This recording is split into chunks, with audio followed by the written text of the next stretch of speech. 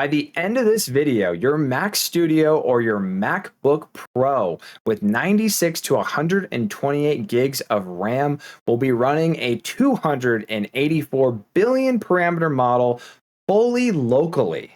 This is DeepSeek V4 Flash 0731. DeepSeek has retrained their original V4 Flash model, and as of making this video, it's swept every open model in its class. I'm running it on my Mac Studio at 30 tokens per second, and it's possible because of one open source project called Dwarf Star built by Hermes specifically to run this model on machines with less RAM. Today I'll run through the benchmarks, show you how to install it, and we'll run a quick test at the end of the video. So let's get into it. Now, how does a model this big fit into only 81 gigabytes? And it is because of 2-bit quantization. And I know normally 2-bit is where models go to die, but Antare's design takes advantage of how this model is built. It's a mixture of experts model. So most of those 284 billion parameters are experts, and only a fraction wake up for any given token. So his quant squeezes the experts down to 2-bit, but keeps the model's core decision making, the router, the attention, and the shared layers at near full precision. He even calibrates the compression against the model actually running and validates it against DeepSeek's official outputs. The measured cost is about 3 points on a coding benchmark, so you will not feel this at all. All right, so on my screen here, something I had Claude Fable build for me here is essentially every single model within that competitive range that can compete within those RAM specs. So anywhere from 96 to 128 gigs of RAM. And I'm not gonna go through this fully, but you guys can pause the video and take a look for yourself. What I have done here is I've had it build out this full HTML with nice graphics, all the nice charts, and it is comparing DeepSeek Full Precision 0731 to the DeepSeek 0731 2-bit, which is the Antare's version that I'm talking about. And it also is comparing it to Glimmer 30B, Qwen 3.6 27B, which as of making this video, Qwen 3.8 27B has not yet released. I think it's coming out in a few more days.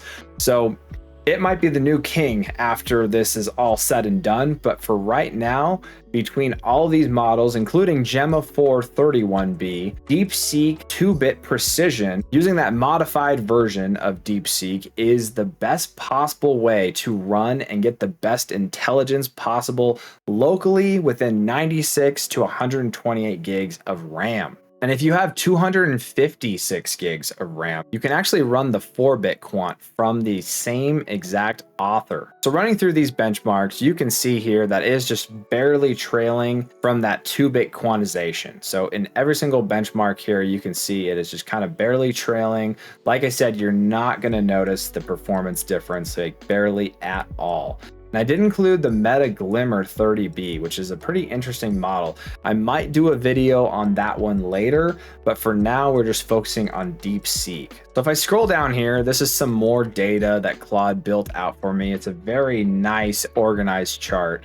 So it kind of gives you the benchmark here. This is where like a human would be, and it's telling you DeepSeek hit this benchmark at 1,559. Here's Qwen 3.6 27B. Glimmer 30B, and then a few other benchmarks. This is Terminal Bench 2.1. You can see that it is outclassing even Qwen 3.6, as well as the new Glimmer model. And then this is the third one here. I essentially just had it go and scrape the internet for every single benchmark that it could possibly find. So not all of these fields are filled because it couldn't find all of the information. But if you want to pause the video and take a look, this is essentially DeepSeek Full Precision against DeepSeek 2-bit 0731 against Glimmer against Qwen 3.6 27B, and then also against Gemma 4 31B. Now moving on to installing this model onto our Mac device, either your MacBook Studio or your MacBook Pro. Now this is actually pretty easy to do. We're just going to need to be in our terminal window, and we're just going to be copy and pasting a few commands. Copy, paste, copy, paste. And I will link those commands in the description below so you guys have easy access to those commands to get this installed on your system. So right here, I am just SSH'd into a terminal window from my Windows computer, which is the exact same as being in a terminal window within the unit itself. So the first step here, I'm going to go ahead and clone the GitHub repo. So let it clone the GitHub repo, let it download all those files. And then after it's done, we want to enter into that folder. So it's going to just be CD DS4.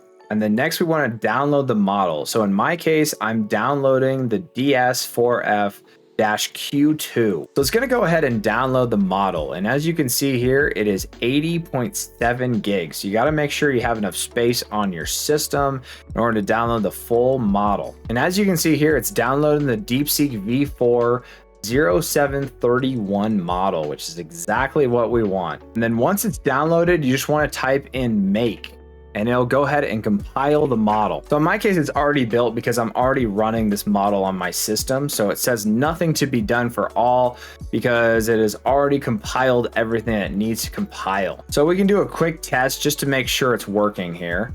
So I'm just going to type in this DS4 -P. Hello, what model are you? And you can see it is prompting and it is going pretty quick for what it is. This is actually pretty fast for its tokens per second.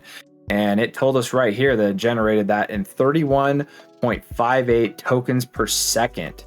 And it goes, hello, I am DeepSeek, a large language model created by DeepSeek. I am here to assist you with your questions, provide information, and help with various tasks. How can I help you today?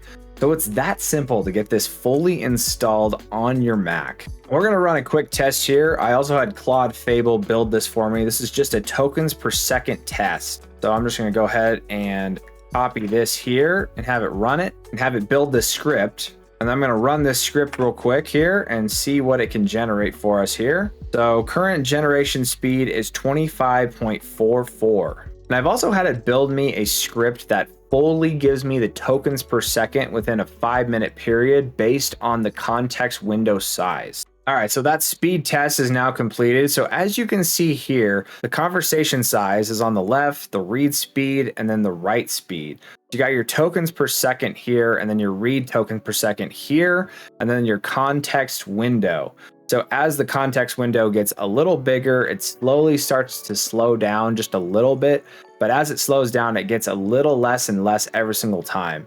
So at 32K context window, you're looking at about 27.2. And I am running a Mac Studio M4 with 128 gigs of RAM. Now, if you want to run this as a server, it's pretty simple to do. I essentially same thing, just had Claude build me out a way to run this as a server. I just said, hey, I want to run this as a server. Can you give me a script so that it'll run on boot?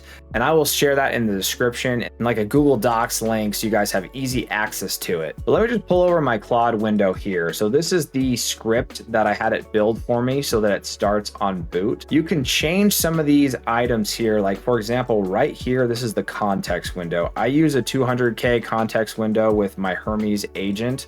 And then right here is 16384. This is the disk cache size budget.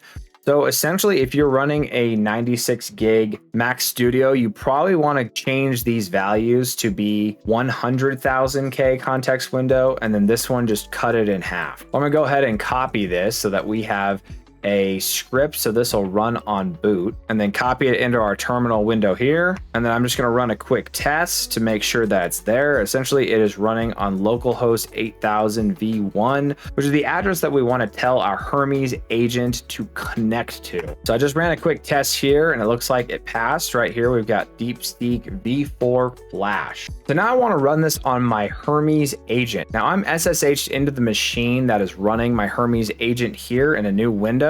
So this is pretty easy to do. We've already got our system set up as a server using that launch command. Now I'm going to do here in the terminal window that I have Hermes installed onto is type in Hermes model. It's going to bring up this full list of models for our setup. I'm going to go down to custom endpoint, enter URL manually, and then I'm going to go to this address here, which is pointing at my Mac Studio at http://192.168.1.149:8000/v1. Don't have an API key. And then for your compatibility mode, we're going to want to go with 2 chat completions, which is the standard OpenAI compatible servers. And in this case, we're using the DeepSeek V4 Flash model. Type in 1 and then the context length, 200,000 in my case. And then display name, just going to go ahead and just copy this. And I might as well add a -0731 just so that I can identify it. Hit enter. And now that is saved as a custom provider. And if I go to my Hermes dashboard here, you can see it is under custom DeepSeek V4 Flash. It is now the default model. And if I go to my profiles here, I now have all of them set to this custom model because right now I'm testing it. These are all my different agents.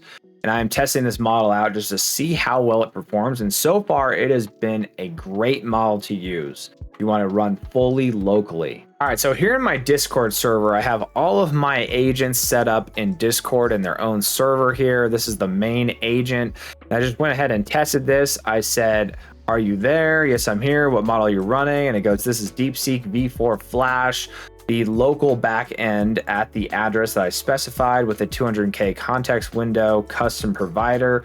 And it said it is not hosted through API. So it's essentially saying that this is the one that is running directly off of our Mac Studio. Now I want to run a quick test. So what I'm going to do is I got a prompt here that I'm going to copy over. It's just a quick prompt to see what it can do for coding. And this is create a playable asteroids game as a single HTML file using Canvas. Make the graphics spectacular. A parallax starfield background, neon glow on all vector shapes, particle trail thrusters exhaust, asteroids that shatter into glowing fragment particles, screen shake, and a slow motion beat on a ship death, and a bloom style glow explosions, including scores, lives, and increasing difficulty, polished arcade feel. Save it to my desktop and open in the browser. And actually, I'm going to say deliver the HTML file to this chat, and let's just see what it does here. If I go back to my terminal window here and I just typed in this command to check the logs to see what it's doing and check the speeds, these are the current speeds. It is working, trying to build that game. It's running at about 27.5 tokens per second. So we're gonna let it do its thing and then come back once it's completed. All right, and here you can see it finally finished. Now, it was not a one shot. I actually had to go back and tell it a few things to fix.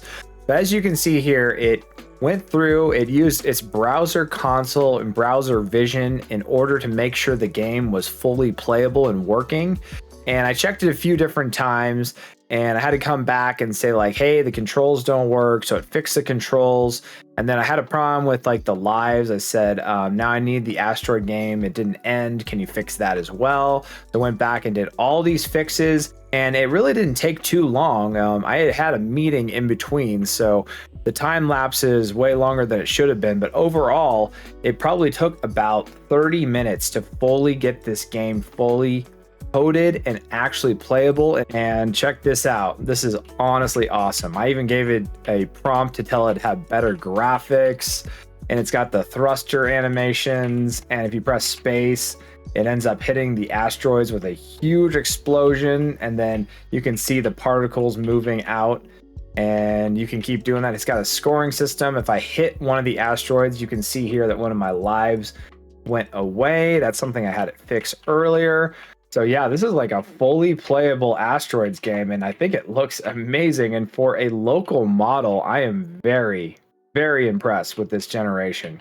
And it really did not take, like I said, that long to do, considering that it was only running at about 30 tokens to, well, 25 to 30 tokens per second. And it is a really good model for local coding. It's probably better than anything we have right now, until we'll see what happens when Qwen 3.8 27B comes out. Like I said, I am planning on reviewing that one as well.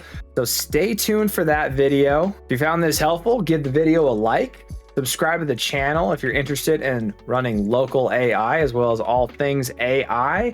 And as always, have a wonderful day.